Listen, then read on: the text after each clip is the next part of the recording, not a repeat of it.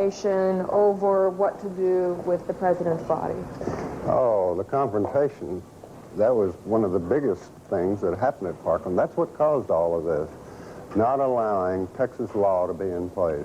Our pathologist should have done the autopsy at Parkland.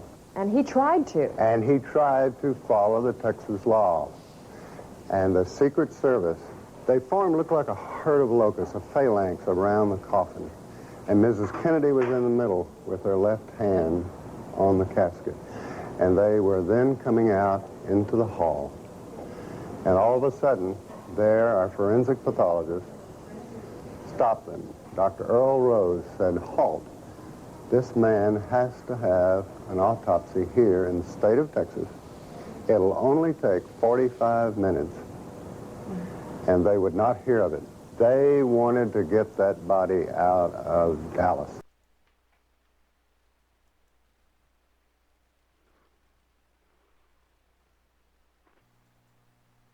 I viewed the autopsy pictures. They had the frontal part of the cerebrum here in the skull out.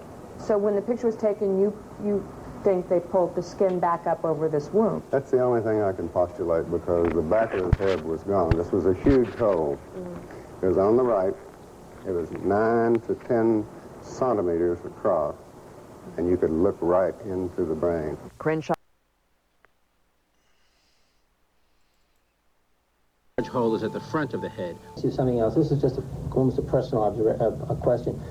Are you pretty comfortable today with the notion that someone was firing at President Kennedy somewhere from the front? Yes.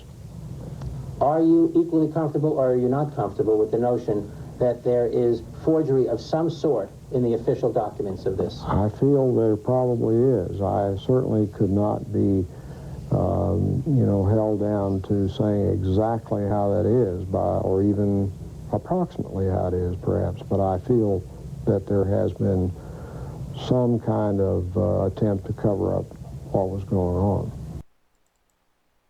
The witness saw. Was there corroboration for a shot from the front? Dallas clothing manufacturer Abraham ZAPRUDER filmed the motorcade as it drove down Elm Street. It was about halfway down there, I had a shot. And he slumped to the side like this. Then I had another shot or two. I couldn't say what it was, one or two. And I saw his head practically open up, all blood and everything. And I kept on shooting. 2 days after the assassination, Life magazine bought the infamous ZAPRUDER film. Its moving images were not shown to the American public for 12 years. The most obvious thing you extract from the film is that the head moves backward, and that suggests a shot from the right front. It is unknown exactly what the film suggested to the members of the Warren Commission, since their report failed to even mention Kennedy's violent reaction to the headshot. That's right, folks. The Warren Commission never even mentioned the headshot. Think about that. It was the ZAPRUDER film that caused the second major investigation because of the ZAPRUDER film. Because of that headshot. And the Warren Commission never even commented on it. Just pathetic. And Abraham ZAPRUDER, that's what he told the Warren Commission. He saw the president hit on the right side of the head. He thought perhaps the shots came from behind you. Well, yes. So, that was his testimony to the Warren Commission. There was one little problem, though. He had a camera in front of his eyes. Let's continue.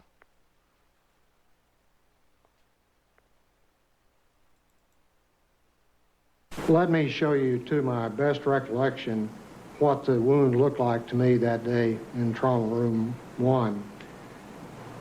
Before each doctor looked at the photos, he described the wounds he had seen back in 1963.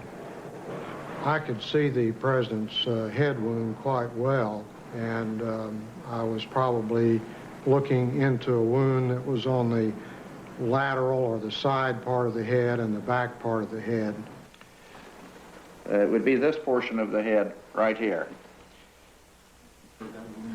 As I remember, it's like this, that there was a big wound, big deficit in his skull and the temporal parietal area.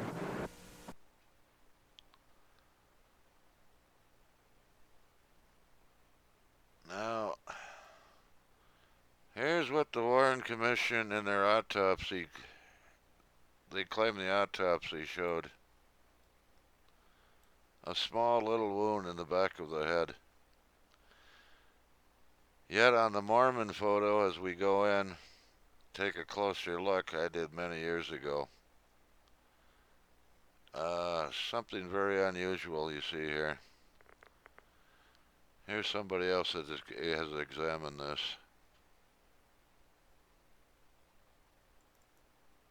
Inconsistencies within, and the pristine Mary Moorman photograph allowed me to go in and actually measure the wound optically without image processing. As we go into the wound and as we expand the wound and magnify it, you can see that the pixel elements, or each one of these little dots, is represented by dark squares or light squares. Now, if there were no wound in the rear of President Kennedy's head, all of the squares would be the basic reflective value or the basic shade of gray that his normal hair coloring would be on this day. Every time, in my years of experience with this, when there is a concave or convex area that is a deformation of the overall image, there is absolutely no question that the case is, as it goes darker under this situation, that this is going from an area on the top of President Kennedy's head down into an extremely deep hole, because the entrance wound that supported this exit wound was fired from the right frontal area of President Kennedy, and it exited through the rear. Instead of trying to find shooters or gunmen in the photograph. Well, I have tried to find shooters in the photographs, and I found a few other things too. Now, before these images were made, were found, the Warren Commission defenders had some little hope, some case to keep fending off reality and truth. But even with this truth before their very eyes, they're still trying to deny this fact. Now, is this the only image I've got of the back of the president's head? No. I also looked somewhere else. Thanks to Robert Grodin's enhancements of the ZAPRUDER film, they were zoomed in some. I've zoomed in either further, and this is what I see. So we have two independent photos here, the Mormon photo and the ZAPRUDER film, which both show this large wound in the back of the president's head. This is not words. This is hard evidence, hard photographic evidence of an exit wound in the back of the president's head.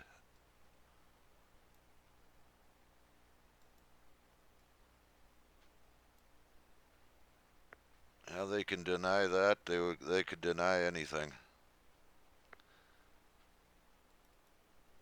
Large hole is at the front of the head. See something else. This is just almost a personal a question.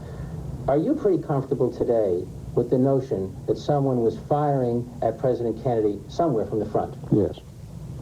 Are you equally comfortable, or are you not comfortable with the notion that there is forgery of some sort in the official documents of this? I feel there probably is. I certainly could not be, held down to saying exactly how that is, or even approximately how it is, perhaps. But I feel that there has been some kind of attempt to cover up what was going on.